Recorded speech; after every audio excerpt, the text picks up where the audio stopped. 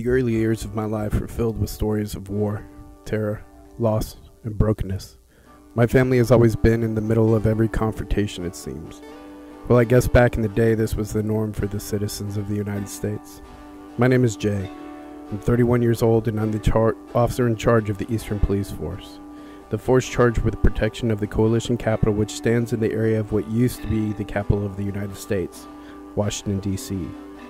The Eastern Police Force, or EPF, contains over 10,000 law enforcement officers which protect over 80% of the citizens of the coalition of nations.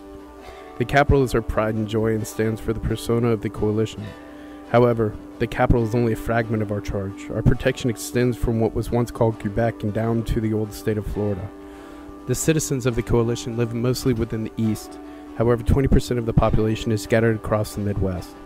If you were to draw an imaginary line from north to south, dividing the old nations of Canada and the United States, the borders of the coalition end on the western shore of the Mississippi and extend to the Atlantic Ocean. The remaining areas of what was North America belong to the forgotten people. The forgotten are outcasts who rebelled and banished themselves from the efforts to become a single nation. A coalition of nations without division of boundaries, politics, or standards of living, where everyone is viewed as equal, regardless of worldview, social status, financial income, or race. It's the true definition of what the old world called equal opportunity. The citizens of the coalition have titled these outcasts the forgotten because they have forgotten the ideologies of our founding fathers, the ideas which we have set as our foundation in order to maintain global peace and prosperity. The same ideas many have died for throughout the years of historic war.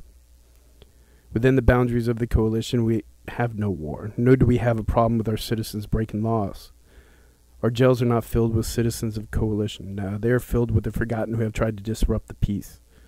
It has been just 5 years since the coalition of presidents banned the forgotten from our land, any and all people who were once openly invited to join our society. That's what the point of the coalition, to unite all peoples for a maintained peace and prosperity of the world. Not anymore. Their aggression and efforts have led to the death of too many, and now they are no longer welcome. Since the ban, we have had peace, beautiful and lasting peace. Our citizens live within the walls, bordering, protecting, and dividing us from the forgotten without fear, without need, and are thriving. The only war, greed, pain, and bloodshed they know and understand are from our history books and from the stories told by the wise who remember these times firsthand. The times before nuclear attack which wiped out Europe and Asia from the map. An attack predicted within era known as Cold War. An attack by a combined effort launched by the old countries of Russia and China. At least so they thought. It was not until after the retaliation of the United States ridding the world of these two countries that it was learned the attack was an effort of a terrorist group who had embedded themselves within these governments. Realizing the truth, the United States, England, and many other countries combined efforts to establish a coalition of nations in effort to halt any further possibilities of war. Before the fallout of nuclear waste, the surviving people, families, and governments throughout the world fled to the shores of the United States, whose defense protected their soil from bombardment of nuclear attack. Shortly after, the establishment of the coalition of nations took place. Thus begins the world as we know it today. Just yesterday we were informed that the peace we currently understand is coming to a quick halt. The daily wars fought outside our walls among the forgotten are about to become a new reality for our citizens.